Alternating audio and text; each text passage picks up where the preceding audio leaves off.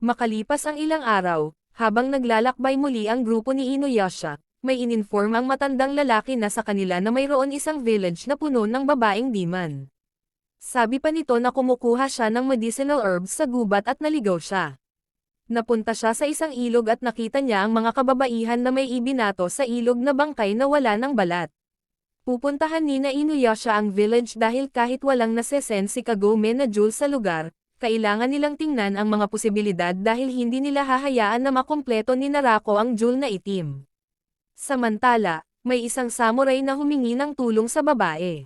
Dinala naman ito ng babae sa village nila at nagtataka ang samurai kung bakit puro babae ang nakatira sa village na ito. Sabi ng namumunong babae sa village na namatay lahat ang kanilang mga asawa dahil sa digmaan. Pagkainom ng samurai sa tubig, bigla siyang nawalan ng malay at sinabi ng namumuno kay Wakana na dalhin ang samurai sa Kwannon Shrine. Sa kabilang banda, may isang lalaking nahulog sa bundok at hinahanap nito si Wakana. Sa shrine, nagising na ang samurai at may isang painting na nag-glow. Pagkahawak niya sa painting, naging malagkit ito at nasa loob pala ng painting ay isang demon. Hindi makalabas ang samurai at kinain ng demon ang balat ng samurai. Biglang may nasen si Miruko na demonic aura kaya dali-dali silang tumakbo papunta doon. Napunta sila sa ilog na tinutukoy ng matandang lalaki at nakita nilang palutang-lutang ang lalaking nahulog sa ilog kanina. Pagkagising ng lalaki, nagpakilala siyang bilang Shinosuke at hinahanap nito ang kanyang nawawalan fiancé na si Wakana. Sabi pa nito, 3 araw bago mag-wedding ceremony, tinawag siya para lumaban sa digmaan. Nagkaroon siya ng malubhang sugat kaya hindi siya nakabalik sa kanilang bahay ng 2 taon. Kamakailan lamang, nang pwede na siyang makabalik, ang kanilang village ay nasunog at sira na. Hinanap niya si Wakana kahit hindi siya sure kung buhay pa ito o hindi. Susuko na sana siya ngunit bigla niyang narinig na may village na puno ng babae lamang ang nakatira at ang mga babaeng ito ay nawalan ng asawa at anak dahil sa digmaan kaya nagbakasakali siya na puntahan ang village na ito. Sa tingin ni Kagome na maaaring ito ay konektado sa Demon Women Village na tinutukoy ng matandang lalaki at balak nilang samahan si Shinosuke. Biglang may mga babae na sumisilip sa kanila kaya sinundan at nakapunta sila sa village ng mga babae lamang ang nakatira. Pagkapunta, hindi makita ni Shinosuke si Wakana ngunit kahit nawala, hindi pa rin siya susuko na hanapin ang kanyang minamahal. Walang nasesense na kahit anong kahina-hinala sina Inuyasha sa village at binigyan ng kababaihan ang mga ito ng matutuluyan dahil gabi na. Binigyan nila ng kwarto ang mga ito ngunit hiwalay ang babae sa lalaki. Samantala, si Wakana ay nasa shrine at natuwa ito dahil buhay pa ang kanyang asawa. Sinabi ng demon kay Wakana na kung gusto niyang makita muli si Shinosuke ay dalhin ni Wakana ang asawa niya sa shrine. Maya-maya, tinawag ng babae si Miruko sa kanilang silid at nakita ni Sango ang dalawa na nag-uusap. Nagyakapan pa ang mga ito at hinayaan na lamang ni Sango kahit na nagseselos. Habang natutulog, narinig ni na Sango ang mga kababaihan sa village na sama-sama at may balak na puntahan. Sinundan ni Sango ang mga kababaihan kahit na siya lamang ang mag-isa. Si Inuyasha naman ay may naamoy na kakaiba at balak na puntahan ito. Pagkalabas, dumating si Kagome at ang tungkol kay Sango kaya dali-dali silang sumunod. Si Wakana naman ay pumunta sa asawa niya at natuwa naman si Shinosuke nang makita ito. Samantala, pinunta ng babae si Miruko sa shrine. Habang sinusundan ni Sango ang mga kababaihan, biglang nawala ang mga ito sa ilog. Nasa tubig pala ang mga ito at hinila si Sango pababa. Tutulungan sana ito ni Kirara ngunit may umatake dito. Nawalan ng malay si Sango dahil nalulunod na ito at pagdating ni na Inuyasha sa ilog, hindi na nila alam kung nasaan si Sango dahil hindi na naaamoy ni Inuyasha si Sango. Biglang nagsilabasan mula sa tubig ang mga babae na may hawak na mga armas. Nakita ni Kagome na mayroong demonic aura na lumalabas sa mga bungangan ng mga babae at napagtanto nila na may kumokontrol sa mga ito. Ganoon din ang nangyayari sa babaeng kasama ni Miruko at nanghihinayang si Miruko dahil lagi siyang malas sa babae at alam niyang may kumo-control dito at lumabas na ang demon sa painting. Samantala, nakagapos si Sango at may balak na pakainin ang pinuno ng mga babae na isang itlog na kumo-control sa kanila kay Sango. Sinabi ng demon kay Miruko na kailangan niyang kainin ang mga balat ng mga lalaki para maibalik siya sa kanyang former self at kinuwento pa nito na dati, siya ang demon na namumuno sa ilog ngunit isang araw in-exercise siya ng isang monk at sinil sa isang scroll.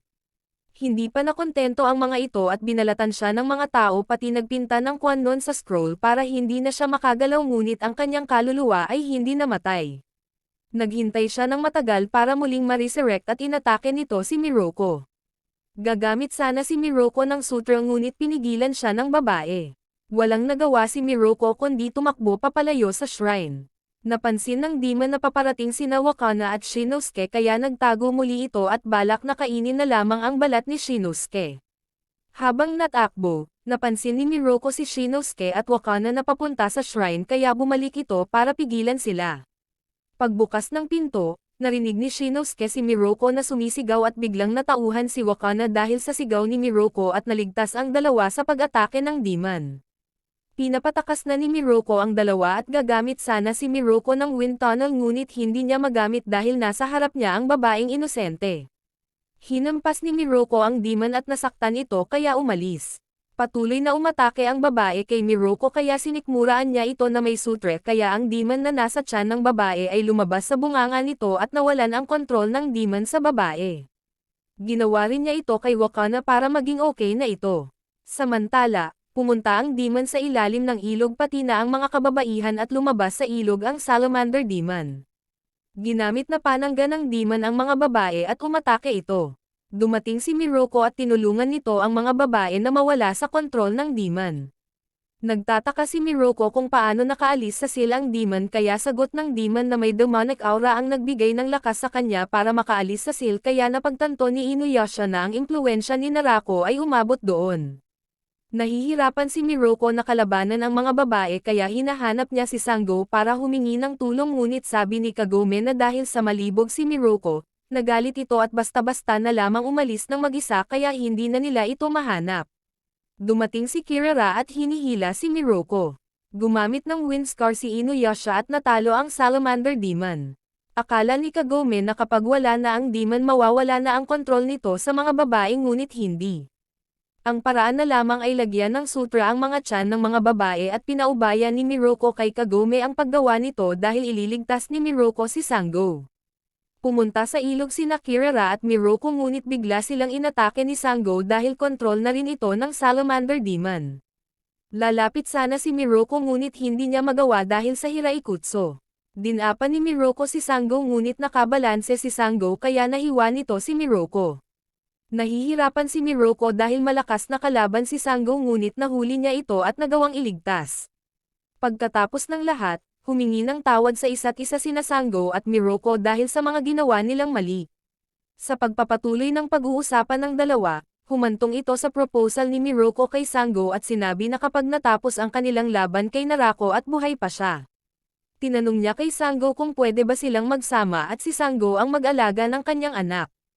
Pumayag naman si Sango ngunit ang kondisyon niya ay hindi na siya makikipag-flirt sa babae ngunit biglang pumangit ang mukha ni Miruko dahil ang bagay na iyon ay hindi niya mapapangako. Makalipas ang ilang araw, inatake ni Kagura ang isang shrine at susubukan na kontrolin ng baby ang priest.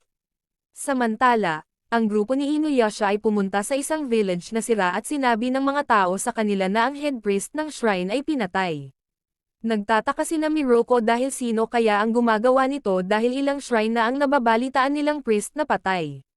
Dagdag pa ng mga tao na ang demon na nakasil sa kanilang shrine ay pinakawalan at nanggugulo. May naamoy si Inuyasha na demon sa sirang shrine at madali lamang natalo ni Inuyasha. Habang nakain, sabi ng matanda na ang pumapatay sa mga monks at priest ay isang babae na may hawak na baby at napagtanto nila na sina Kagura ang gumawa. Kahit na hindi nila alam ang mga pinaplano ni Narako, hindi nila hahayaan na gawin ng mga ito ang gusto nilang gawin.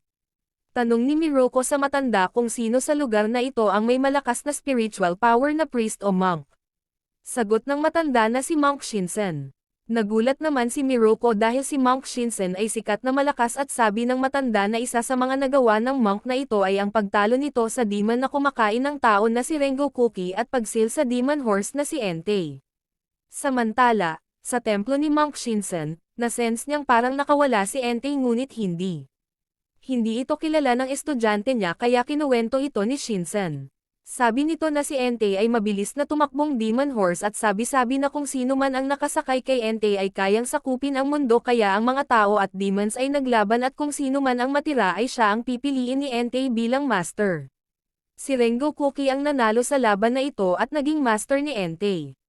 Pagka-master ni Rengokuki kay Entei, naging mas walang awa ito kaya kinalaban niya ito at inabot ng 6 na araw para mapatahimik niya ang mga ito. Sinil niya ang 2 demons malapit sa templo na hindi magkalapit. Nasa templo na sina Kagura at naramdaman ito ni Shinsen. Pinatago niya ang kanyang 2 estudyante at pumasok na si Kagura. Natutuwa ang baby dahil makakatulong raw si Shinsen para mahanap nila ang daan papunta sa ibang mundo. Inatake ni Kagura ang mga estudyante ni Shinsen kaya prinotektahan ito ni Shinsen. Hindi na kaya ng barrier ni Shinsen ang atake ni Kagura kaya natalo ito. Nilagay ni Kagura ang baby para tingnan nito ang kaluluwa ni Shinsen ngunit hinati ni Shinsen ang baby gamit ang kanyang ornament at nawalan ng buhay si Shinsen. Pagkapunta ni Inuyasha sa templo, wala na sina Kagura at ang baby doon. Kinuwento ng 2 estudyante ang nangyari at sinabi rin ng mga ito sa kanila na natalo ni Shinsen ang baby ngunit nagtataka sina Inuyasha na bakit parang naging madali ito. Samantala, nakasalubong ni Kagura ang mga bubuyog ni Narako at pinunta siya kay Kana. Pinakita ni Kagura kay Kana ang nangyari sa baby kaya kinuha ni Kana ang kalahati at sinabi nito kay Kagura na siya naman ang magpoprotekta sa kalahati dahil sabi ni Narako na planado niya ang lahat. Sabi pa ng mga estudyante ni Shinsen kina Inuyasha na sinabi ng baby na kailangan nila si Shinsen para mahanap ang daan sa kabilang mundo at nagtataka si Kagome kung anong hinahanap ni Narako doon. Biglang yumanig at napagtanto nila na maaaring nasira ang seal ng demon malapit sa templo. Pagkapunta sa bundok, nakita nila na sira na ang seal ni Entei. Gumamit ng wind scar si Inuyasha ngunit madaling naiwasan ni Entei kahit na ang Hiraikutsu ni Sango ay madali nitong naiiwasan.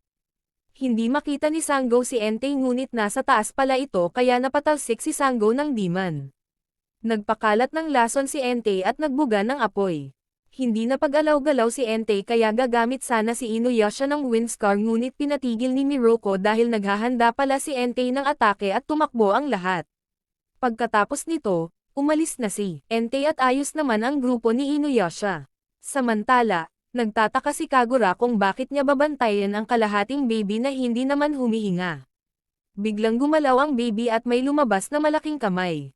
Naging malaki na ang baby at samantala, sina Inuyasha ay sinundan si Entei dahil sigurado sila na pupuntahan nito ang kanyang master. Nasira na ang seal ni Rengokuki at nakaabot na doon sina Inuyasha. Walang magawa si Inuyasha sa bilis ni Entei kaya hindi niya matamaan ang mga kalaban at sabi ni Rengokuki kay Entei na tumakbo muna dahil wala siyang lakas at gutom na siya kaya sinundan ni Inuyasha ang mga ito. Si Kagura naman ay inutusan ng bata na kumuha ng panibagong damit at nakita niya ang village na inaatake. Ang umaatake ay si Rengokuki at pagkakuha ni Kagura ng damit, hinayaan niya na lamang si Rengokuki. Hinabol naman si Kagura ni Rengokuki dahil hindi siya pinapansin nito at nakakaiwas naman si Kagura sa mga atake ni Rengokuki. Pagkalapit sa kuweba, binato ni Kagura ang damit sa bata at bumaba ang dalawa dahil lalabanan ni Kagura si Rengokuki. Pagkasuot ng damit ng bata, sabi nito kay Kagura na siya na ang bahala sa paglaban kay Rengokuki. Nagbuga ng apoy si Rengokuki sa bata ngunit walang saysay. Nagwawala si Entei at pinaalis sa likod niya si Rengokuki dahil nararamdaman nito na mas malakas ang bata kaysa kay Rengokuki. Umatake si Rengokuki sa bata ngunit mabilis na nawala ito at madali lamang pinatay ng bata si Rengokuki. Pinuntahan ni Inuyasha ang village na inatake ni Rengokuki at biglang dumating si Entei. Umatake si Inuyasha rito ngunit may barrier dahil nakasakay sa kanya ang bata. Napagtanto nila na ang batang ito ay ang nahati ni Shinsen na baby at nagpakilala ang bata na siya ay si Hakudoshi. Tanong nila kay Hakudoshi na ang layunin nito ay makapunta sa kabilang mundo at ano ang mahahanap nito doon. Sabi ni Hakudoshi na nasa kabilang mundo ang isang piraso ng jewel at umalis na ang mga kalaban. Habang papaalis, Napapaisip si Hakudoshi na ang nakita niya nung tinitingnan niya ang soul ni Shinsen ay isang lugar na may puting hamog at gusto niyang alamin pa ang tungkol dito kaya ayaw na niyang pumatay ng tao dahil hindi sapat ang lakas ng mga ito at nagpapahanap siya kay Kagura ng demons na malakas. Makalipas ang ilang araw, pumupunta sina Miroko sa mga shrines ngunit wala nang sign na nakikita si Miroko na pag-atake ni Hakudoshi sa mga priest at monk ngunit marami siyang nase-sense na demonic aura na marami at ang kanilang mga galaw ay wild at paggala-gala. Habang nagpapahinga sina Kagome, biglang may umatake sa kanilang demon na walang ulo buti na lamang mabilis na dumating si Inuyasha para pabagsakin ang demon. Dumating na rin sina Miroko at nagtataka kung bakit walang ulo ang demon at napagtanto nila na ang nararamdaman ni Miroko na paggalagalang demonic aura ay isang demon sa mga ito. Napansin din nila na may nagputol ng ulo dito at nagtataka sila kung bakit. Si Hakudoshi pala ang may gawa at kinukuha nito ang mga ulo ng demons at kinokolekta. Sa pagpapatuloy ng paglalakbay ni Inuyasha, nakapunta sila sa isang village na inatake ng isang walang ulong demon at pinuntahan nila kung saang gubat ito nakatira para malaman. Nagwawala ang demon sa gubat at may hinahabol na batang babae. Tumakbo si Shippo para tulungan ang babae at aatakihin sana ni Inuyasha ang demon ngunit pinigilan ng batang babae. Biglang tumalsik sa atake ang batang babae kaya bumalik ito sa tunay na anyo at ito pala ay isang baby otter. Sabi ng baby otter na huwag sasaktan ang demon dahil tatay niya ito ngunit sabi ni Inuyasha na mukhang hindi sila magkauri kaya pinatay ni Inuyasha ang demon. Nagpakilala ang otter baby na si Kanta at sinabi niya na ang ulo ng kanyang tatay ay daladala niya. Kinuwento ni Kanta ang nangyari 3 araw na ang nakakalipas habang nanghuhuli sila ng isda sa ilog. Pinuntahan sila ni Hakudoshi kasama si Entei. Pinatago ng tatay niya si Kanta at biglang inatake ni Hakudoshi ang tatay nito. Nagbigay ng matinding laban ang tatay nito ngunit sa huli, naputol ni Hakudoshi ang ulo ng tatay niya ngunit nadala ng malakas na daloy ng ilog. Hindi na lamang kinuha ni Hakudoshi ang ulo kaya si Kanta na lamang ang kumuha ngunit pagkabalik niya, nawala ang katawan ng tatay niya. Sa tingin ni Miroko na ginagamit ni Hakudoshi ang demon sa parehong layunin na makapunta sa kabilang mundo. Naniniwala si Kanta na kapag nahanap niya ang katawan ng tatay niya at maibalik ang ulo nito ay mabubuhay muli ang tatay niya. Samantala, si Hakudoshi ay ginagamit ang ulo ng mga demons para malaman ang binabalot ng puting hamog na nakita niya kay Shinsen ngunit hindi siya nagtatagumpay na makita kung ano ito. Sa isang village, may dumating na demon na walang ulo kaya naghanda ang mga tao at inatake ito. Samantala, si Inuyasha ay naamoy ang tatay ni Kanta ngunit may naaamoy rin siyang dugo. Tatay pala ni Kanta ang inatake ng mga tao at paggapang-gapang na ito at nasa harapan nito si Sesshomaru. Pagkapunta ni Inuyasha sa katawan ng tatay ni Kanta, nilagay agad nila ang ulo nito sa katawan ngunit hindi sila nagtagumpay na i-revive ito. Aalis na sana si Sesshomaru ngunit nakiusap si Kagome dito na gamitin ang Tensaiga para buhayin ang tatay ni Kanta ngunit walang pake si Sesshomaru. Naaawa si Shippo kay Kanta at lumuhad kay Sesshomaru para makiusap na tulungan ang tatay ni Kanta. Ngunit pilit na ayaw ni Sesshomaru at ang Tensaiga ay iba ang gusto. Walang nagawa si Sesshomaru kundi sundin ang gusto ni Tensaiga at binuhay ang tatay ni Kanta. Natuwa si Kanta at akala ng tatay ni Kanta na hindi na muli siyang mabubuhay. Tanong ni Miroko na saan siya napunta habang naputol ang ulo nito. Sagot ng tatay ni Kanta na sa kakaibang lugar. Ito ay mundo na puno ng puting hamog. Habang nalipad sa lugar na ito na ulo lamang, nakita niya rin ang ibang demons na parehas niya na ulo rin habang nalipad at ito ang ibang biktima ni Hakudoshi. Habang naggagala siya, may nakita siyang dambuhalang butong skeleton na may armor at sigurado siya na ito ang Netherworld. Umalis na si Sesshomaru nang walang pasabi at nagpasalamat ang mag-amang otter sa ginawa nilang tulong at umalis. Sa pagpapatuloy ni Inuyasha, sigurado si Inuyasha na ang tinutukoy ng tatay ni Kanta ay ang lugar kung saan nakalibing ang kanyang tatay. Habang natutulog, nanaginip si Inuyasha at gusto ng Tensaiga na pumunta sa libingan ng tatay nito. Kinaumagahan, nawala si Inuyasha at sabi ni Kagome na hinahanap nito si Miyoga para tanungin ang tungkol sa Black Pearl na nasa isang mata nito. Pumunta si Inuyasha kay Totosai para doon hanapin si Miyoga. Tanong ni Inuyasha kay Miyoga kung paano matatanggal ang Black Pearl sa kanang niyang mata. Sabi ni Miyoga na nagamit na ni Inuyasha ito dati kaya parte na ito ng mata niya at hindi na niya ito magagamit. Tanong ni Inuyasha sa kanila kung papaano siya makakapunta sa puntod ng tatay niya dahil naruroon ang isang piraso ng jewel at hindi niya hahayaan na makuha ni Narako. Sagot ni Miyoga na kailangan niyang kitain si Hosenki at siya ang gumawa sa Black Pearl na kay Inuyasha. Habang napunta sina Inuyasha kay Hosenki, may bubuyog ni Narako na nasunod sa kanila kaya nalaman ni Hakudoshi kung anong balak nilang gawin. Nasa bundok na sina Inuyasha at aakyat sila sa tuktok dahil doon nakatira si Hosenki. Pagkaakyat ni Inuyasha sa tuktok, nakaabang si Hakudoshi sa tuktok at wala siyang intensyon na lumaban dito dahil gusto niyang makita kung makakarating si Inuyasha sa lugar ni Hosenki ngunit sabi ni Hakudoshi na wala na sa lugar na iyon si Hakudoshi at umalis. Pagkapunta ni Inuyasha sa ilog, lumabas ang isang shell at doon nakatira si Hosenki ngunit ang anak niya na lamang ang naruroon dahil patay na si Hosenki at namatay daw ito dahil sa katandaan. Sabi ng anak nito na naubos na ng tatay niya ang jewels na kayang mapunta sa Demon Graveyard at siya ay nasa proseso pa ng paggagawa nito. Gustong hingiin ni Inuyasha ito ngunit sabi ni Hosenki II na kailangan nga lamang nila na maghintay ng 100 years kaya naging walang saysay ang kanilang pagpunta roon dahil hindi nila kayang maghintay ng ganoong katagal. May nahanap si Hakudoshi na paraan para makapunta sa kabilang mundo at may inutos siya kay Kagura.